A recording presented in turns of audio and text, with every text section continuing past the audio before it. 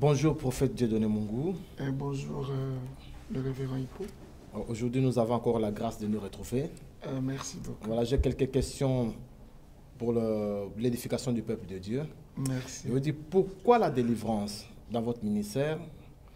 Pendant tous vos services, vous délivrez des gens. Expliquez-nous, qu'est-ce que c'est? Oui, je te remercie d'abord, révérend Hippo. Tu sais, tout ce que nous faisons, c'est biblique. C'est-à-dire, même Jésus lui-même l'a fait. Si tu lis dans le livre de Marc, chapitre 5, tu verras ce démon-là qui a été toujours dans le cimetière, qui tuait les gens, qui faisait n'importe quoi. Mais quand Jésus était arrivé, il a délivré ces démoniaques. Et nous sommes en train de voir, il y a plusieurs cas bibliques. Nous avons vu la femme qui a été courbée dans les temples. Il a été courbé. Et Jésus-Christ a dit que cette femme aussi, c'est une fille d'Abraham que Satan a pu lier pendant longtemps. Nous voyons déjà qu'il y a un lien qui a été sur lui. La délivrance, c'est biblique. Si vous lisez dans Marc chapitre 16, Jésus-Christ a dit « En mon nom, vous chasserez les démons ». Nous voyons déjà que la personne est possédée. Parce que la délivrance, c'est quoi? C'est le fait de délivrer quelqu'un dans un état qu'il était possédé et lui amener dans un état normal. C'est-à-dire, nous voyons que la personne qui est dans un état anormal, lui amener dans un état normal. C'est le fait de changer, de transformer, de guérir, de sauver quelqu'un. C'est-à-dire, comme si quelqu'un est tombé dans un trou, on le fait sortir dans un trou. C'est ce qu'on appelle la délivrance. Dans mes cultes, je fais la délivrance, c'est le ministère que Dieu m'a appelé. Souvent, quand tu me vois faire des délivrances, c'est le ministère que Dieu m'a appelé. Parce que dans notre but, selon ce que notre secrétaire a dit, gagner les âmes, après, délivrer les âmes. Ça, c'est notre deuxième but. Absolument. Quand nous gagnons les âmes, il y a des âmes qui sont possédées. Il y a les démons du tabagisme, il y a les démons de l'impudicité, il y a les démons de la sorcellerie, il y a des liens de pacte et de tout ça. Il faut que la personne soit délivrée. Alors que dans notre culte, je ne peux rien faire sans pourtant passer par la délivrance. Donc la délivrance est parmi de base de notre ministère. Maintenant, je voudrais que vous nous expliquiez un petit peu le rapport entre la connaissance de la parole et la délivrance. Parce que nous avons remarqué pendant vos cultes, vous enseignez d'abord, avant tout cela, vous portez d'abord la connaissance des Écritures au peuple de Dieu. Quel est le rapport délivrance, connaissance de la parole? Est-ce si important que ça? Oui, il y a l'importance. C'est-à-dire, je vais t'expliquer quelque chose de très important, parce que la Bible nous dit bien, la foi vient de ce qu'on attend, et ce qu'on attend vient de la parole de Dieu. Au commencement était la parole était avec Dieu, et la parole était Dieu. Toutes choses ont été faites par elle. Je ne peux rien faire sans la parole de Dieu. Je te le dis, révérend, la base pour la délivrance, c'est la parole. Si les gens ne comprennent pas la parole, comment tu peux délivrer quelqu'un? Nous ne sommes pas des magiciens, nous ne sommes pas des vaudous, nous ne sommes pas des occultistes ou des scientistes, nous sommes des enfants de Dieu. Notre modèle, c'est Jésus. Si Jésus a utilisé la parole, nous devons aussi utiliser la parole. Parce que si la personne, seulement la parole prend place, dès que la parole prend place, la délivrance sera facile. C'est pour ça que la parole a une grande place dans le corps des gens pour que les gens puissent recevoir les délivrances. Donc la parole est très importante. D'accord, je comprends. On ne peut donc pas délivrer sans la connaissance de la parole de Dieu. C'est pour ça que la Bible dit, mon peuple périt faute de manque de connaissance. Amen. Tu dois faire expliquer les gens d'abord sur la délivrance. Qu'est-ce que la délivrance? L'importance de la délivrance. Je crois qu'avec une autre émission qu'on doit passer, là je vais bien parler sur la délivrance. Maintenant, nous avons appris qu'il y a une autre campagne qui est prévue au mois de mars. Pouvez-vous nous expliquer ce qui est prévu, ce que c'est que le thème et ce qu'il en est exactement de cette campagne du mois de mars? Le campagne du mois de mars, c'est l'ébullition. Toi-même, tu as été présent sur les campagnes qui viennent de passer. Il y a eu des signes, des prodiges et des miracles. Je suis témoin. Oui, tu es témoin. Le surnaturel a été dans un niveau. Le prophétisme, la faveur, la grâce. Ça, c'est notre niveau, c'est l'impact, c'est ce que Dieu aime. Je me suis en train de préparer en conséquence. J'ai un but, il faut que Paris tombe. Mon but, c'est ça. Déjà, on parle beaucoup de vous déjà en ce moment. Oui, je vais revenir dessus. Non, le Paris va tomber. Donc, je me prépare en conséquence. Le thème sera « Ces eaux pourront-ils revivre encore ?» Je parlerai sur Israël et je parlerai du peuple de Dieu comme Israël. Je parlerai de ça. Je vais révéler que moi et toi, nous sommes Israël. Je vais dire ça. Et c'est là où les gens vont comprendre. Je vais leur révéler les secrets de la puissance de la parole et de l'esprit.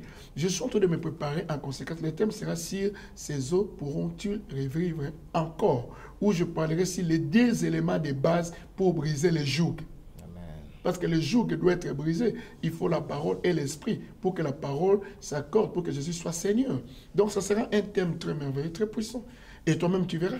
Et tu verras comment même les sourds entendront, les aveugles verront, les paralytiques marcheront, les sidatiques seront guéris, le cancer vont disparaître, les épilepsies, tous ces malades-là seront guéris parce que je me prépare en conséquence, parce que d'ici bien un peu de temps, je retournerai à Kinshasa pour aller faire les explosions prophétiques. Absolument. Mais par contre, une sous-question par rapport à ça.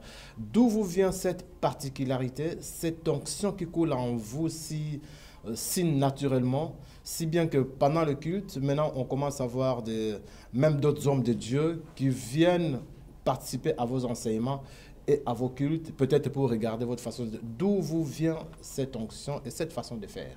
Oh, Jérémie 1,5. Dieu m'a dit, avant que tu sois dans le ventre de ta mère, je t'avais connu et je t'ai consacré pour être le prophète des nations. Je ne suis pas le prophète des nations, mais je suis le prophète des nations. Le secret là, c'est mon appel. N'oublie pas, là où il y a la viande, les mouches viennent. Retiens seulement ces secrets. Là où l'eau coule, il y a des meilleurs poissons qui sont là.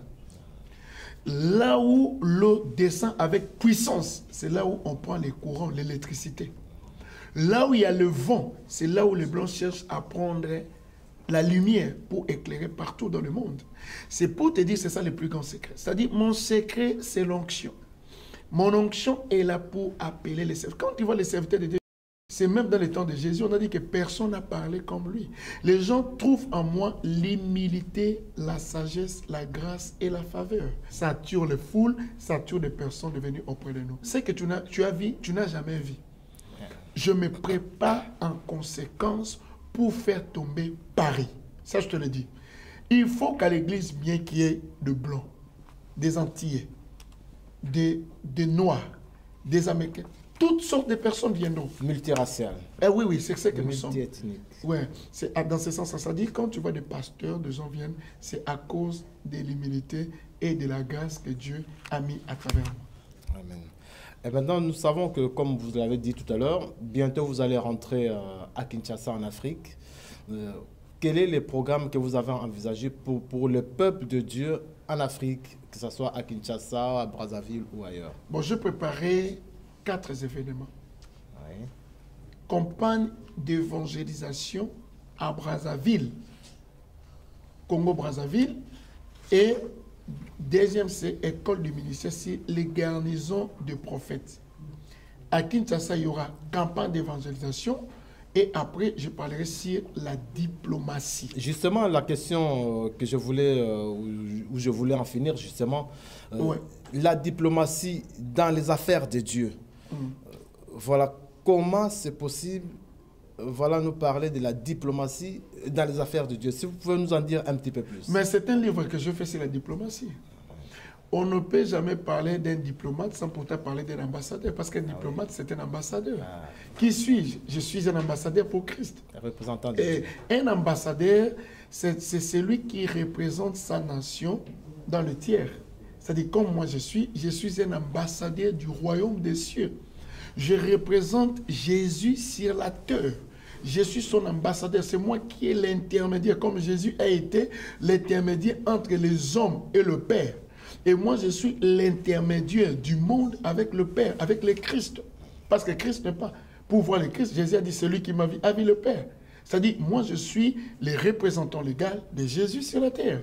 Je fais la diplomatie. C'est un livre que j'ai écrit, ça va impacter le monde. Même, je crois que même les politiciens seront épatés parce que c'est un thème que Dieu m'a inspiré. C'est ce que je t'ai expliqué. On ne peut jamais parler d'un diplomate sans pourtant qu'on parle de la diplomatie, sans pourtant qu'on parle aussi de l'ambassadeur. Parce qu'un diplomate, c'est un ambassadeur.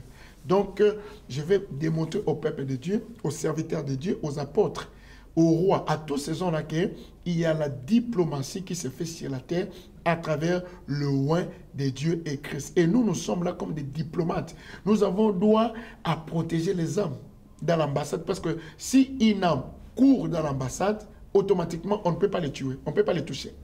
Même s'il a un problème dans cette nation-là, s'il court dans l'ambassade, automatiquement, on ne peut pas les toucher. De la même façon, tant qu'un diplomate, je suis dans un ambassadeur, toute âme qui court à l'église, les démons ne peuvent pas les toucher. C'est là où maintenant je vais expliquer au peuple de Dieu, aux apôtres, aux prophètes, et aux docteurs, aux évangélistes, aux pasteurs, les rôles d'un diplomate, d'un ambassadeur pour Christ sur la terre. Tant que nous sommes des vivants, tant que des oints de Dieu, nous devons montrer cette importance. C'est ça. Voilà, je comprends. D'où l'importance au peuple de Dieu de rechercher cette immunité qu'on peut comparer à une immunité diplomatique auprès de Dieu. Oui, parce que le mot là, quand tu attends diplomate, c'est Dieu. Tout ce que tu attends, et toutes les organisations, les gens font ici sur la terre, ça commence au ciel. Que ta volonté soit faite sur la terre comme au ciel. Absolument. C'est les Écritures. Je suis dans les Écritures. Révérend, je suis dans les Écritures. Ne t'inquiète pas, je vais faire les explosions prophétiques. Je parlerai des choses sur... C'est un thème très capital, les rôles que nous allons commencer à jouer entre les rois et les prophètes. C'est ce qui va se passer là-bas, à Kinshasa et Brazzaville.